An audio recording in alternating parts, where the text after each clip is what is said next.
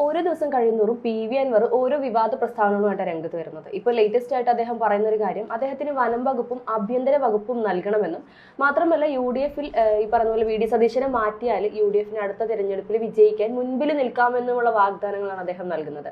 അപ്പം അതിന് ഒരുപാട് ആക്ഷേപങ്ങളൊക്കെ ഒരുപാട് വന്നിട്ടുണ്ട്. ഇപ്പൊ അതിൽ VT ബൽറാം പറയുന്നത് പ്രതിരോധ വകുപ്പും വിദേശകാര്യ വകുപ്പും കൂടെ ചോദിക്കാമായിരുന്നു എന്നുള്ള രീതിയിലേക്ക് ഒരുപാട് ആക്ഷേപങ്ങൾ വരുന്നുണ്ട്. ഒരു നിലനിൽപ്പില്ലാത്ത ഒരു രീതിയിലേക്കാണ് ഇപ്പോൾ പി.വി. അൻവറിന്റെ പോക്ക്. അല്ല, പി.വി. അൻവർ ആദ്യം എടുത്തിരുന്ന സ്റ്റാൻഡ് എന്താണെന്ന് പി.വി. അൻവർ മനസ്സിലാക്കേണ്ട സമയം കഴിഞ്ഞു. കാരണം CPM-നെ അതിക്രൂരമായി വിമർശിച്ചിട്ടാണ് CPM വിട്ടു വന്നത്. അന്നും സ്വതന്ത്രനായിരുന്നു, ഇന്നും മത്സരിക്കുന്നത് സ്വതന്ത്രനായിട്ടാണ്. അങ്ങനെയാണെങ്കിൽ അദ്ദേഹത്തിന് രാജിവെക്കാതിരുന്നാൽ പോരായിരുന്നു. അവിടെ സ്വതന്ത്രനായി തന്നെ നിന്നുകൊണ്ട് അദ്ദേഹത്തിന്റെ നിലപാടുകൾ പറഞ്ഞാൽ പോരായിരുന്നു. എന്തിനായിരുന്നു ഇങ്ങനെ ഒരു ഷോ എന്നുള്ളൊരു ചോദ്യം ബാക്കിയാണ്. ആ ഷോയുടെ ബാക്കിപത്രമായിട്ട് ഇവർ നാമനിർദ്ദേശ പത്രിക കൊടുത്തപ്പം ഇവരുടെ എത്രയ്ക്ക് ആസ്തി ഉണ്ട് എന്ന് പറഞ്ഞ കണക്കുകൾ വെളി വന്നിരുന്നു. അതിലെ 52 കോടിയോളം രൂപ ആസ്തിയുള്ള പി.വി. അൻവർ ഇന്ന് പോസ്റ്റ് ഇട്ടിരിക്കുന്നത്, എൻ്റെ കയ്യിൽ നയാ പൈസ ഇല്ല, ആരെങ്കിലുമൊക്കെ എനിക്ക് കാശ് തന്ന് സഹായിച്ചു കഴിഞ്ഞാൽ എനിക്ക് ഇലക്ഷൻ മത്സരിക്കാം എന്നാണ് അദ്ദേഹം പറഞ്ഞത്. ഒന്ന് ആലോചിച്ച് നോക്കൂ, എന്തിനു വേണ്ടിയിട്ടായിരുന്നു ഈ ഷോ ഓഫും ഈ കാര്യങ്ങളും എല്ലാം എന്നൊരു കാര്യം പി.വി. അൻവർ ചിന്തിക്കേണ്ടതുണ്ട്. കാരണം ഒരേ സമയം തന്നെ CPM-നെയും UDF-നെയും ഇപ്പൊ ആക്രമിച്ചുകൊണ്ടിരിക്കുകയാണ്. UDF-നെ സംബന്ധിച്ച് തൃണമൂൽ കോൺഗ്രസിൽ നിന്നും ഒരാൾ പറയുന്ന കാര്യങ്ങൾ എടുക്കേണ്ട ആവശ്യവുമില്ല. പി.വി. അൻവർ പറയുന്ന ഒരു കാര്യമുണ്ട്, LDF-ഉം UDF-ഉം എന്തായാലും നിലമ്പൂരിൽ ജയിക്കില്ലെന്നും. കാര്യം ഈ പറഞ്ഞ UDF-ലെ വി.ഡി. സതീശനാണെങ്കിൽ തന്നെ മുക്കാൽ പിണറായി ആണ് അദ്ദേഹം. അതുകൊണ്ട് തന്നെ ആ ഒരു UDF-നെ ആ ഒരു പാർട്ടിയോടെ ജയിക്കാൻ അനുവദിക്കില്ല. അതുപോലെ തന്നെ LDF-ഉം ജയിക്കില്ല. അല്ല, UDF അയാൾ പറഞ്ഞ സ്ഥാനാർത്ഥിയെ നിർത്തിയില്ല എന്ന് പറഞ്ഞ് തുടങ്ങിയതാണ് UDF-നെ വിമർശിക്കാനുള്ള വിമർശനങ്ങൾ. അത് കഴിഞ്ഞിട്ട് വിമർശനങ്ങൾക്ക് അപ്പുറത്തേക്ക് ഒരു സെറ്റിൽമെന്റിന് വേണ്ടി UDF അങ്ങോട്ട് ചെന്നപ്പോൾ അയാൾ പറയുന്നത് എന്താണ്, എനിക്ക് 2 മന്ത്രിസ്ഥാനങ്ങൾ വേണം, ആരെങ്കിലും ഒരു മന്ത്രിസ്ഥാനം കൊടുക്കൂ. എന്താണ് തൃണമൂൽ കോൺഗ്രസ്? ഒരു 10 പേരെ തികച്ചെടുക്കാനില്ലാത്ത ഒരു പാർട്ടിയാണ് തൃണമൂൽ കോൺഗ്രസ്. അതിലും കൂടുതൽ കക്ഷികൾ ഇവിടെ വേറെ കേരള കോൺഗ്രസിലും അതിലും ഇതിലും എല്ലാം ഉണ്ട്. പക്ഷേ ഈ ഒരു നിലമ്പൂർ തെരഞ്ഞെടുപ്പിൽ മറ്റൊരു ട്വിസ്റ്റ് കൂടെയുണ്ട്. LDF-ൽ നിന്നും ഒരു പ്രതിനിധി ഇപ്പോൾ തൃണമൂൽ കോൺഗ്രസിലേക്ക് പോയിരിക്കുകയാണ്. അപ്പോൾ ഇവർക്ക് അതൊരു പോസിറ്റീവായിട്ട് തന്നെ ആയിരിക്കുമല്ലോ നോക്കുന്നത്. അല്ല, ഇതില് നമുക്ക് നോക്കിക്കഴിഞ്ഞാൽ ഇപ്പൊ അൻവർ അവിടുത്തെ MLA ആയിരുന്നു എന്നാണ് അതിന്റെ ഒരു യാഥാർത്ഥ്യം. MLA ആയിരുന്ന സമയത്ത് അൻവറിന് കൃത്യമായിട്ട് കുറച്ച് പോക്കറ്റുകളുണ്ട്. അത് ജനങ്ങളുടെ വോട്ട് ബാങ്കോ ജനങ്ങളോ അല്ല, പൗരന്മാരോ അല്ല.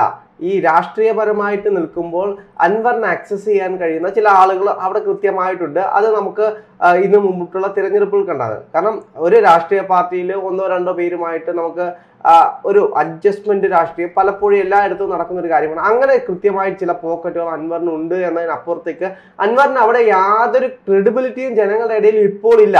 അതിന് പ്രധാനപ്പെട്ട കാരണം അൻവർ വിമർശിച്ചിരുന്നത് പിണറായി വിജയനെയും പിണറായി വിജയന്റെ ഗവൺമെന്റിനെ ആയിരുന്നെങ്കിൽ ഇന്ന് അൻവർ വിമർശിച്ചുകൊണ്ടിരിക്കുന്നത് UDF-നെയും, UDF സീറ്റ് കൊടുക്കാത്തതിനെയും, UDF മന്ത്രിസ്ഥാനം കൊടുക്കാത്തതിനെയും, UDF-ന്റെ സ്ഥാനാർത്ഥിയെ പറ്റിയാണ് വിമർശിച്ചുകൊണ്ടിരിക്കുന്നത്.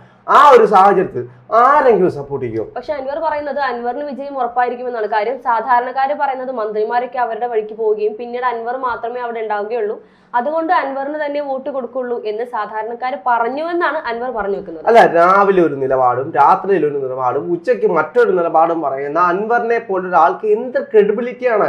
ഒരു ജനം അയാളെ വിശ്വസിക്കാൻ വേണ്ടി എന്താണ് അൻവറിന് കൊടുക്കാൻ കഴിയുന്നത് എന്നൊരു വലിയ ചോദ്യമുണ്ട്. അൻവറാണ് UDF-ൽ ഇപ്പൊ ഏറ്റവും കൂടുതൽ വിഷയം ഉണ്ടായിക്കൊണ്ടിരിക്കുന്നത്. അൻവറിനെ സംബന്ധിച്ച് ഇവിടുത്തെ മാധ്യമങ്ങൾ അൻവറിന്റെ ബൈറ്റ് എടുക്കാതിരുന്നാൽ, അൻവറിന്റെ പത്രസമ്മേളനം കവർ ചെയ്യാതിരുന്നു കഴിഞ്ഞാൽ UDF-ഉമായിട്ട് ഇവിടെ ഒരു വിഷയവുമില്ല. നിലമ്പൂർ ഇലക്ഷൻ സുഗമമായി പൊക്കോണ്ടിരിക്കും. അൻവറാണ് ഓരോ ദിവസവും വിഷയങ്ങൾ ഉണ്ടാക്കിക്കൊണ്ടിരിക്കുന്നത്, അല്ലെങ്കിൽ കുത്തിത്തിരിപ്പ് ഉണ്ടാക്കിക്കൊണ്ടിരിക്കുന്ന ഒരാളായിട്ട് അൻവർ മാറിക്കൊണ്ടിരിക്കുകയാണ്. ഇതെല്ലാം ജനങ്ങൾ കാണുന്നുണ്ട്, പൗരന്മാർ കാണുന്നുണ്ട്. അവർക്ക് കൃത്യമായിട്ട് അറിയാം എന്താണ് അവിടെ നടക്കുന്നത്. അൻവർ തന്നെ മത്സരിക്കുന്നു, അൻവർ തന്നെ ഒരു സുപ്രഭാതത്തിൽ ഇല്ല ഞാൻ മത്സരിക്കുന്നില്ല, പിണറായി വിജയന്റെ ഗവൺമെന്റ് അത്രത്തോളം അക്രമികളാണ് എന്ന രീതിയിൽ പറഞ്ഞു വരുത്തിയിട്ട് അദ്ദേഹം രാജിവെച്ചൊഴിയുന്നു.